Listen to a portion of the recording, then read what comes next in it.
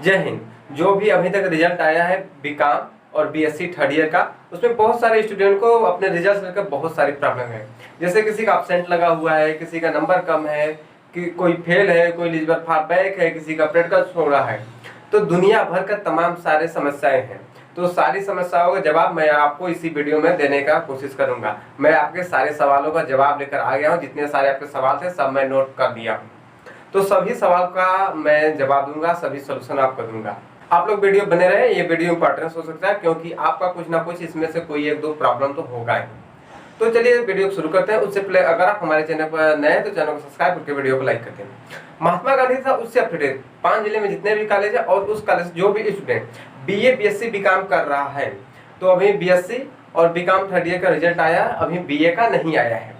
लेकिन जब बीए का भी रिजल्ट आएगा तो कुछ स्टूडेंट के साथ ऐसी समस्याएं होनी तो है, क्योंकि महात्मा गांधी लगता है कि ये हर बार ऐसा ही करता है। तो अभी तक बीकॉम और बीएससी वालों की प्रॉब्लम है। जब बीए वालों का रिजल्ट आएगा थर्ड ईयर का तो उनका भी देखा जाएगा। तो अभी बात कर लेते हैं जिनका रिजल्ट आ गया है, और जिनका आएगा वो भी जान के रखें क्योंकि उनको भी काम में आ सकता है। सबसे पहला प्रॉब्लम आता है, फेल हो गया हूँ, क्या करूँ। फेल होने का 3-4 रीजन बन सकते हैं। पहला, आपका एब्सेंट लगा होगा, या फिर नंबर कम होगा सब सब्जेक्ट के पेपर में, या फिर आप प्रैक्टिकल छोड़े होंगे। ये सब रीजन होगा। तो इस सबको मैं आगे बताऊंगा। लेकिन जब आप फेल हुए हैं उसके लिए क्या करना होगा। आप फेल हुए हैं और आपके रिजल्ट पे लिखा एलिजिबल फॉर बैक, तब तक तो आप एग्जाम देकर पास हो जाएंगे बैक वाला। लेकिन अगर फेल लिख दिया है तो आपको एक्स स्टूडेंट यानी कि भूतपूर्व स्टूडेंट का फॉर्म भरना होगा। आप मान के चलिए आपका 1 साल बर्बाद होना फिक्स हो जाता है ऐसे में। तो आपको बैक फॉर्म भरना होगा जब आपका एलिजिबल फॉर बैक होगा। अगर आप पे लिखा होगा रिजल्ट पर कि फेल, तो आपको एक स्टूडेंट का फॉर्म भरना होगा, जो कि अभी नहीं आएगा, आएगा लगभग जनवरी फरवरी के आसपास में। फिर उसके बाद अगला आता है RW है, RW या फिर UFM। तो इसका मतलब होता है कि आपने कुछ लापरवाही कर दिया है पिछले एग्जाम में और इस एग्जाम में, इस वजह से टेक्निकल एरर है। तो ये आपके गलती की वजह से होता है। ये 2 केस में बन रहा है महात्मा गांधी में। पहला, अगर आप राष्ट्र गौरव पर्यावरण के एग्जाम सेकेंड ईयर में भी दिए थे और थर्ड ईयर का एग्जामिनेशन फॉर्म भरते टाइम आप गलती से राष्ट्र गौरव पर्यावरण चूज कर लिए थे और उसका एग्जाम दिए या फिर ना भी दिए, क्योंकि आप सेकेंड ईयर में तो पास हो चुके थे। अगर आप सेकेंड ईयर में जब फेल होते तो आप थर्ड ईयर में फॉर्म भरते, लेकिन आप पास थे फिर भी एग्जाम दे दिया फॉर्म भर के, या फिर फॉर्म भरते एग्जाम नहीं दिए, इस वजह से RW UFM आता है। तो इसके लिए आपको वेट करना होगा जब तक कि आपके कॉलेज में हार्ड कॉपी नहीं आ जाता है रिजल्ट का। जब आपके कॉलेज में हार्ड कॉपी आएगा तो उसमें आपको देखना होगा कि उस पर RW लिखा है या फिर सही से मार्क्स बना है। फिर उसके बाद आपका जो ऑनलाइन रिजल्ट होता है उसका प्रिंट आउट लेना होता है, कॉलेज से जो रिजल्ट हो उसका प्रिंट आउट लेना होता है, एप्लीकेशन लिखना होता है, कॉलेज में सिग्नेचर कराना होता है। फिर उसके बाद महात्मा गांधी मेन कैंपस में ले जाकर उसको जमा करना होता है। तब उसके बाद आपका रिजल्ट फिर से बनता है। तो वैसे केस में आपको 1 से 2 महीना लग जाएगा। आपको बीच बीच में हो सके तो पता भी करते रहना पड़ेगा आपका रिजल्ट फिर से बना है या फिर नहीं, तो आपको प्रोसेस करना होगा।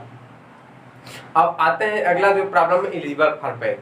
एलिजिबल फॉर बैक को मैं 2-3 ऑर्डर में डिवाइड करता हूँ, क्योंकि पहला तो एब्सेंट होगा। एब्सेंट 2 केस में लगा होगा। पहला तो आप एक पेपर छोड़े होंगे तब एब्सेंट लगा होगा। दूसरा, अगर आप एग्जाम दिए होंगे तब पर भी एब्सेंट लग गया होगा नौटंकी की वजह से।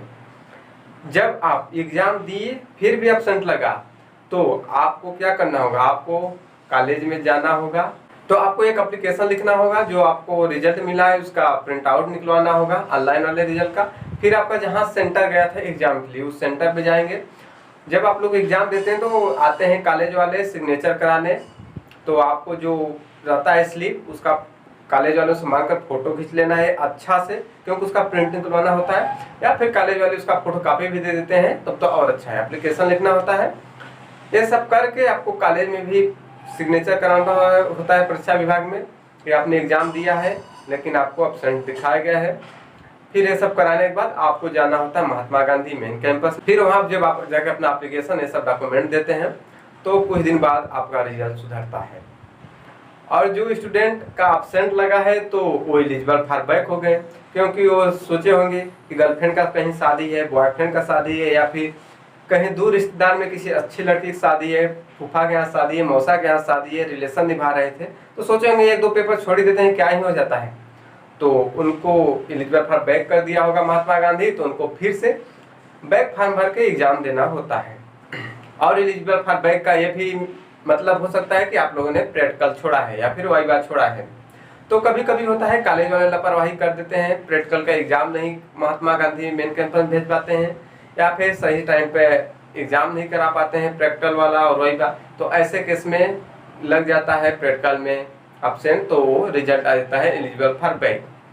तो ऐसे में आपको क्या करना होता है, महात्मा गांधी मेन कैंपस से 2000 का फीस रसीद कटाना होता है, फिर उसके बाद वो कॉलेज में कराया जाता है प्रैक्टिकल, उसके लिए आपको संपर्क करना होता है कब प्रैक्टिकल हो रहा है, तो वैसे में आप क्लियर करते हैं। फेल का केस तब बनता है जब आप 2-3 पेपर में फेल हो गए हैं। मान के चलिए कि आप केमिस्ट्री का एग्जाम दे रहे हैं, उसमें 2 पेपर में फेल हो गए, तो आपको डायरेक्ट ईयर बैक लगा दिया जाता है, नहीं रिजल्ट पर लिखा रहेगा फेल, एलिजिबल फॉर बैक नहीं फेल लिखा होता है। तो ऐसे फेल केस में आपको एक स्टूडेंट का फॉर्म भरना होता है, जो कि दिसंबर जनवरी के आसपास में फॉर्म में आता है, फिर उसका एग्जाम कराया जाता है, फिर से आपको एग्जाम देना होता है। फिर अगला प्रॉब्लम आता है कि मार्क कम है, तो क्या करें, मार्क्स कम है तो आपको इसमें टेंशन वाली बात हो सकती है।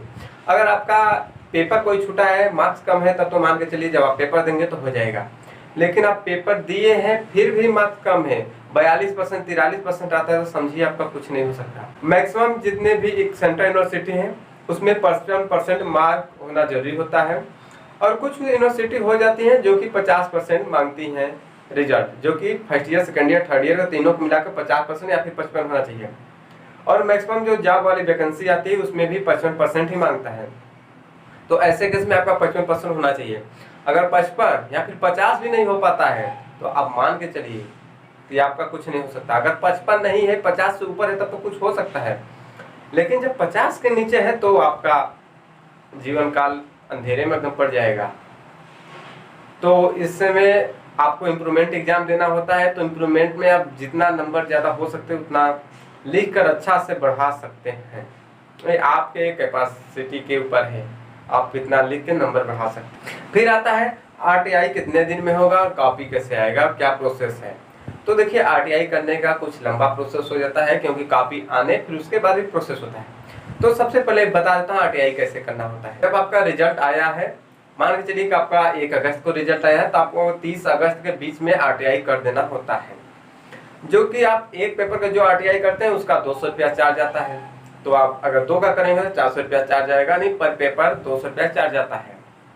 जब आप आरटीआई करते हैं तो उसके 1 से 1.5-2 महीना बाद आपको कॉपी दिखाया जाता है। कॉपी कैसे दिखाया जाता है, अब जब स्टूडेंट लॉगिन करेंगे जहां से आरटीआई किए थे वहीं पे दिखाया जाता है। पिछली बार का वीडियो बनाया, आप चाहें तो वो देख सकते हैं वीडियो खोज कर।